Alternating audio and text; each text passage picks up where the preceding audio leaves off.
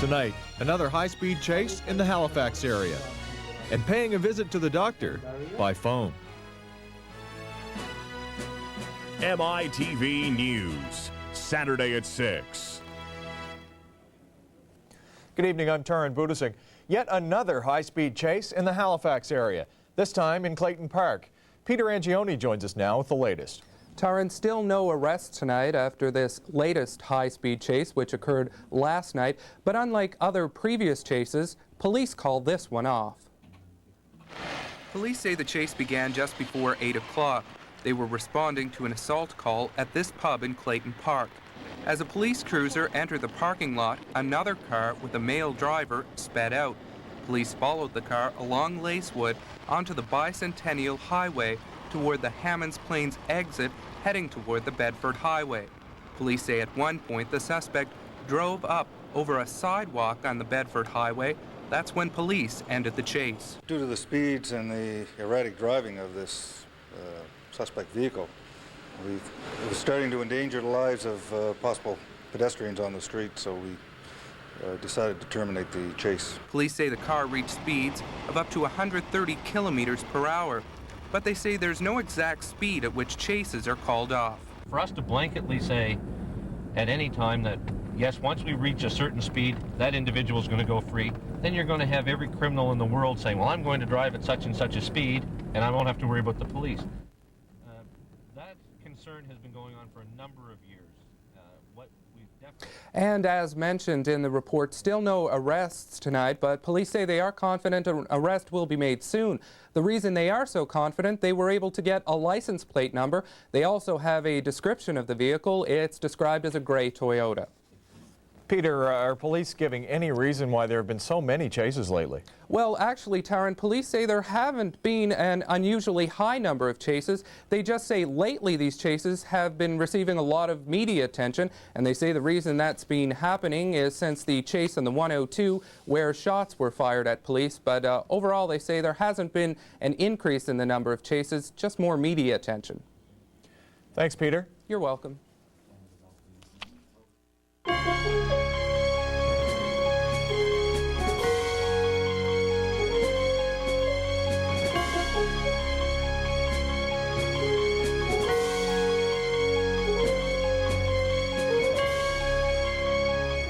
Well, police and fire crews were called to the scene of a train accident in Campbellton, New Brunswick today.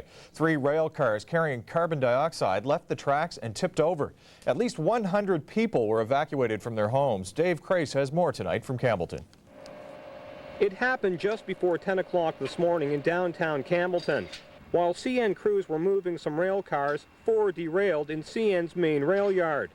Firefighters and police were called in. The 4 cars flipped onto their sides. 3 of the tanker cars are carrying liquid carbon dioxide. Authorities took no chances and evacuated between 75 and 100 people from their homes. Campbellton Fire Department spokesman Ian Como says it's a very tense situation since the tanker cars could explode if punctured. It's non-flammable, but it's quite pressurized, and what could happen is that one of these wagons, if it would have been punctured or if there would have been a hole, one of these could have been thrown into one of the houses or buildings. So the SOPs, the standard operating procedures, state that you should evacuate between 250 and 500 meters from the accident or the derailment, and that's what we did. The area has been cordoned off while CN work crews assess the situation. CN officials had no comment on the incident, but MITV News has learned that work crews will attempt to empty the tanker cars. A lot of residents who live along Hillside Road were unaware of the potential danger until firefighters and police arrived at the scene and ordered them to leave.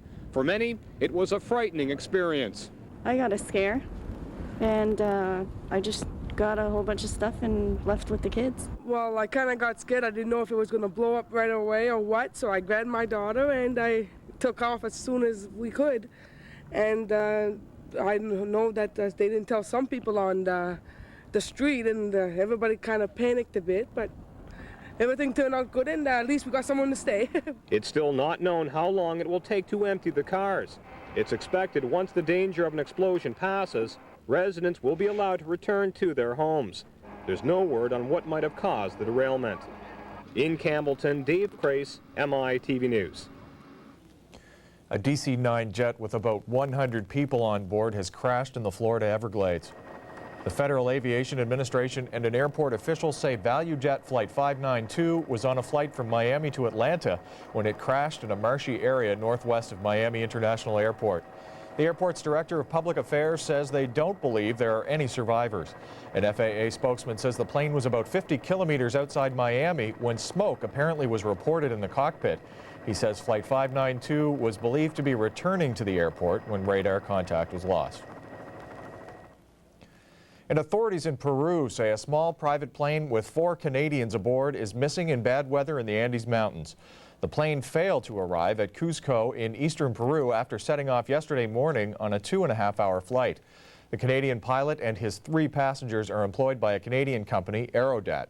A company spokesman says they had just finished a geophysical survey and were flying to Lima. In this country, the federal government has sparked threats of a snap election in Quebec. Ottawa will intervene in a court case challenging the legality of separation. But Premier Lucien Bouchard warns it is none of Canada's business. Jacques Bourbeau reports. It's a fight Ottawa is reluctant to enter, but the federal government says it must intervene in a court case on the legality of Quebec's separation. We've been confronted by the proposition that the accession to sovereignty is something that is completely apart from and has no relevance to the Constitution or the courts. We'll be saying that's wrong. Guy Bertrand is the separatist-turned-federalist who launched the court proceedings. He's arguing Quebec does not have the right to unilaterally secede from Canada, and he's glad Ottawa is joining the battle. Now the court will have to tell to the citizen of this country that it is not true that you can use argument like international law to pretend to the secession. Quebec Premier Lucien Bouchard has called an emergency cabinet meeting for Monday and is warning he may call a snap election. His intergovernmental affairs minister says no one should interfere with Quebecers' right to decide their own future. Nous jugeons tout à fait irresponsable la décision du gouvernement. The federal government's decision to intervene is irresponsible, says Quebec's intergovernmental affairs minister Jacques Brassard, and it flies in the face of the rights of Quebecers to democratically decide their future. De décider librement et démocratiquement de leur avenir politique. Choosing his words carefully, Alan Rock said the federal government is not trying to provoke anyone. Nothing in what I do in this intervention is intended to diminish in any degree the significance of the right of the population of Quebec to express its will in a referendum in a democratic fashion. On Parliament Hill, both Federalists and Separatists said Ottawa should not intervene. I think that there'll be very important consequences. In the end, the bigger picture requires that we focus on the political process. I mean, this issue that we're facing as a country isn't going to be solved by the court. If the federal government wins this court case, it won't say whether it will use the Constitution to prevent Quebec from separating. But it's obvious Ottawa does want to keep the option open. Jacques Bourbeau, Global News, Ottawa. Meantime, former Deputy Prime Minister Sheila Copps is officially running in the Hamilton East federal by-election. I went beyond the Red Book. I made a mistake. The by-election was called after Copps lived up to a promise to resign if the Chrétien government failed to abolish the GST. She had been under pressure for weeks to do so, but at first Copps said she would not resign because a by-election would cost taxpayers too much money. She bowed to the pressure last week, claiming that she wanted to be able to look Canadians straight in the eye. The by-election will be held June 17th. Police in Toronto are looking for a Vietnamese man convicted of a violent robbery and alleged to have links to